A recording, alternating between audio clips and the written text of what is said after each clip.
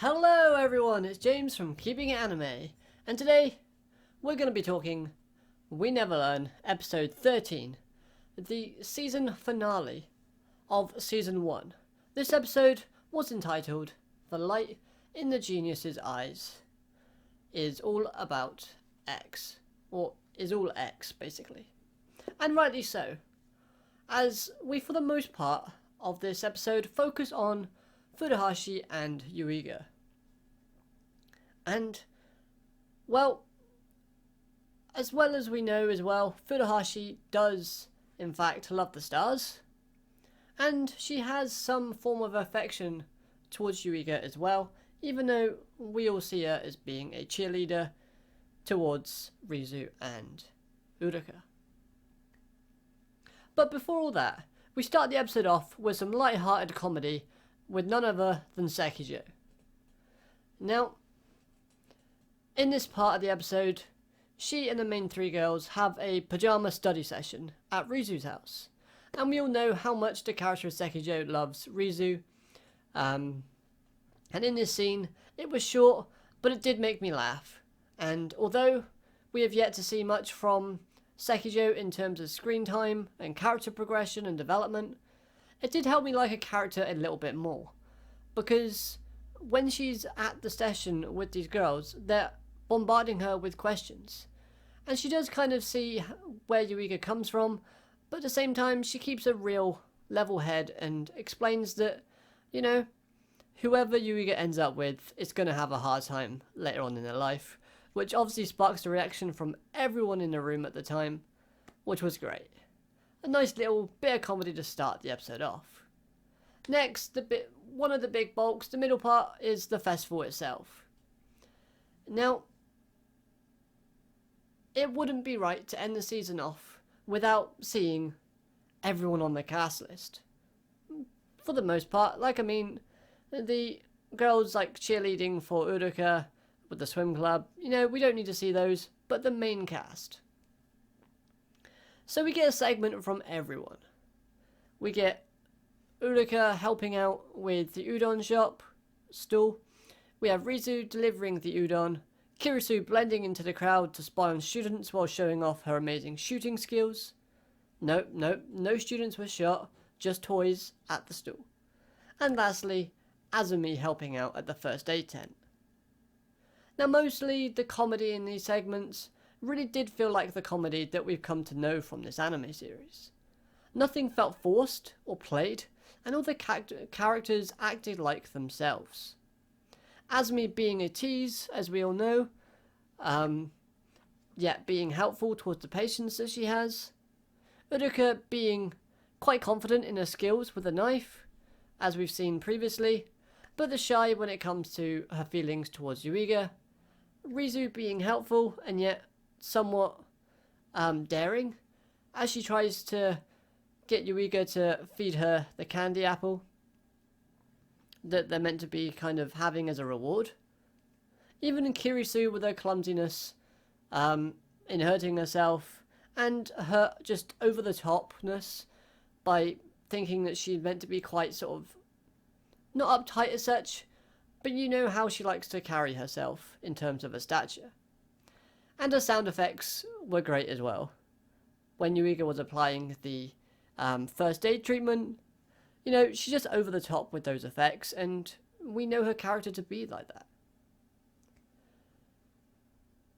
The animation was nice throughout this part as well. We had a lot of goofy faces from the characters, and it's the same kind of things that we had from the past, but it was still quite nice because it just gives us another kind of visual to go with it.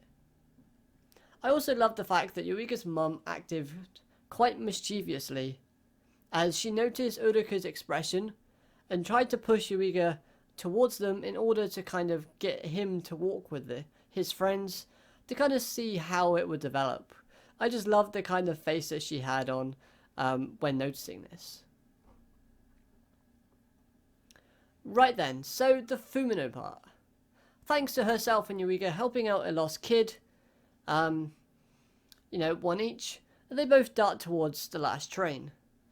But they miss it, and as a result, Yuiga having to now enter another relationship lie. Yes, just like we have Azumi Koinami and Yuiga pretending to be boyfriend and girlfriend.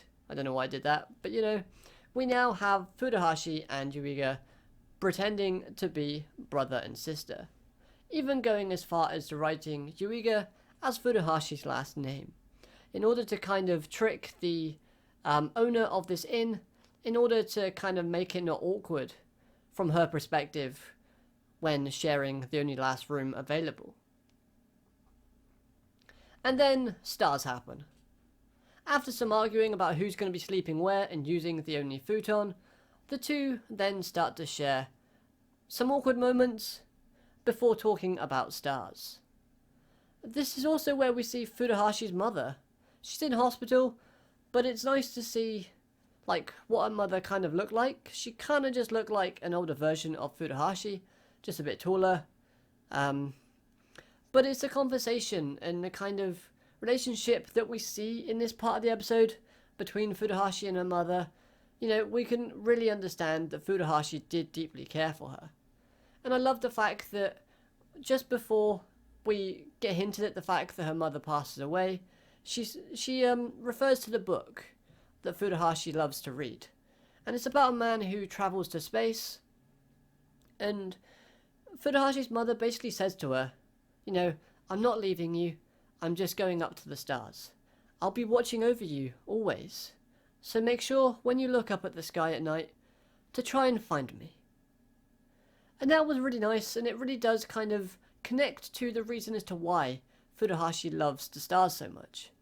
I mean, come on, she even stargazed so much that she lost track of time and made herself late for the train before helping out that lost kid. So, this just shows us a bit more depth into Furuhashi's character. And, like I said, it's a nice way to do that, and it makes the character a little bit more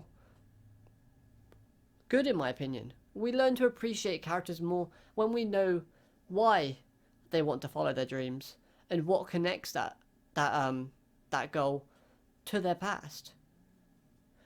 But the thing that really did make this whole segment really nice as well was the character development that we get for Yuiga. Finally, I feel like this character is the one character that hardly gets any development throughout this show, and he finally got some. He too starts to realise that he doesn't have a goal, and is even somewhat envious towards the girls within this show, because they all have dreams that they wish to follow, and he says that that's cool, and he doesn't have anything. Even Azumi kind of stated this and kind of hinted toward this within the episode that she was introduced into. As we see the flashback in this episode of Yuiga thinking that over, after the entrance exams, Yuiga has nothing to strive towards. So hopefully within season 2 when it comes up, that we get some more progression from Yuiga as a character, and we find out what he wants to do. Now, if you're like me and you've read the manga, then obviously you know kind of where it's going. But for those who only watched anime, don't worry, I ain't gonna spoil it. So we'll leave it as that. Overall, this episode was a great episode to end the season off. The animation was on point throughout this episode, especially when it came to background scenery and the facial expressions. They were all perfectly done, and it just made the episode just look that much more visually, aesthetically pleasing. Like, we see the stars and they're always quite nicely done, and we see the facial expressions from each character, and it just makes you enjoy the episode much, much more when watching it. Music and sound effects, plus the voice acting was all great in this episode. Nothing really terrible or janky that I can kind of put my finger on at the moment. So that was all good. And overall, this season has been thoroughly enjoyable. Season 1 for me started off a little bit slow, but towards the end of the series, I'm really starting to like it, and I'm glad I've kept with the series. So then guys, with that out of the way, I hope you've all enjoyed this review.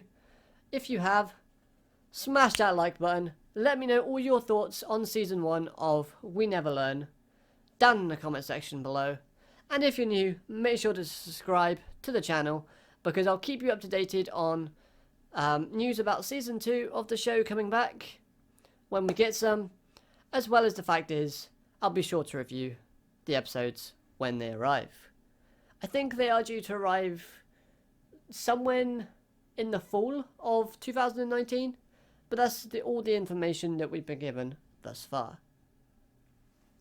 So, with all that out of the way, I hope you'll have an amazing day, and well, you know it, keep it anime. I'll catch you guys later. Bye.